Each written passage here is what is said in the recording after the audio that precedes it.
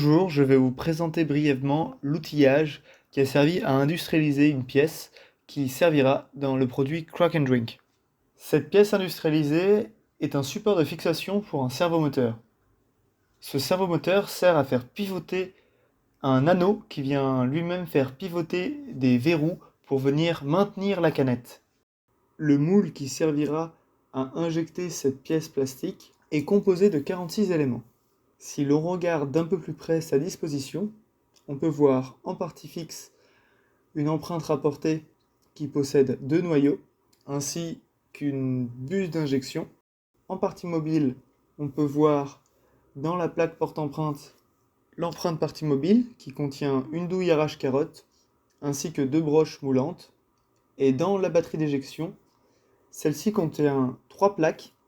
La première qui contient la plaque porte-éjecteur, la contre-plaque porte-éjecteur pour la deuxième, et la dernière, la plaque porte-broche, qui sert également à mouler la pièce. Une petite plaque sert de bouchon pour arrêter les broches en translation. Voici maintenant comment lancer un cycle d'injection sur une presse Babyplast.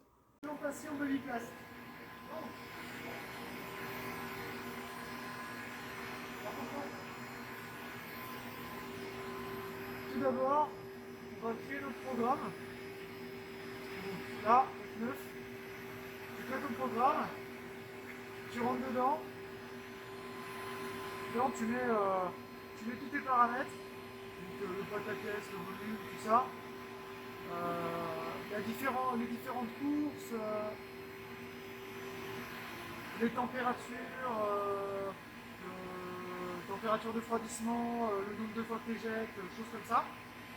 Une fois que tu as fait ton programme, ici là en F1, tu peux venir bouger le moule manuellement. Tu peux regarder là. Là. Regarde, il faut que la porte se ferme.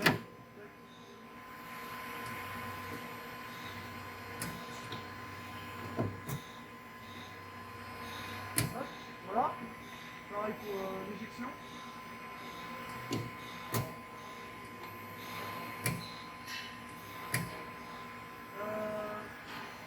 Et une fois que tout est bien paramétré, tu peux lancer un cycle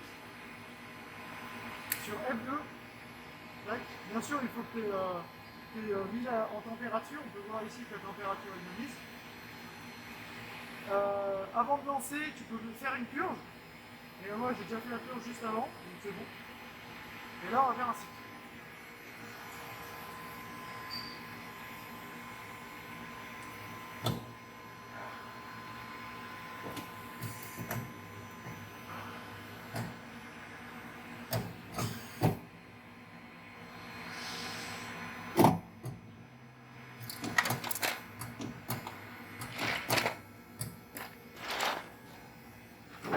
Hop. Et là, on retrouve la pièce et sa carotte. Voilà. La fixation du servomoteur a 7 dispositions dans le produit. On peut donc en déterminer les surfaces fonctionnelles qu'il faudra contrôler.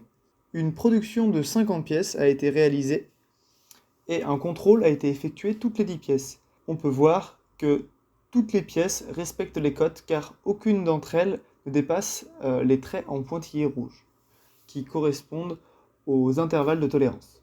Ensuite, pour ce qui est du chiffrage du moule, on peut voir qu'on atteint un prix de 5 189,98 € d'investissement pour ce moule Babyplast. D'après notre cahier des charges, nous avons une production de 800 pièces par mois pendant 5 ans envisagée, ce qui correspond à 48 000 pièces en 5 ans. On peut voir qu'une pièce reviendra à 25 centimes pour une production de 48 000 pièces. Si à cela nous ajoutons une marge de 20%, nous obtenons une pièce à 3 centimes l'unité. Et si l'entièreté des pièces est vendue, nous obtiendrons un chiffre d'affaires de 14 400 €. On peut voir d'après ce graphique que notre seuil de rentabilité est atteint à 17 300 pièces, ce qui correspond à 1 an, 9 mois et 19 jours. Une fois ce délai dépassé, le gain reviendra à 9 210 €.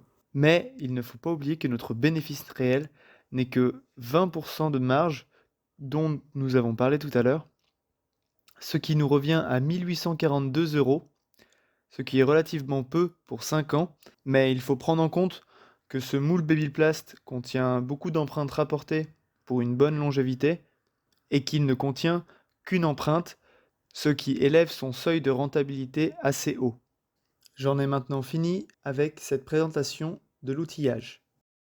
Merci du visionnage.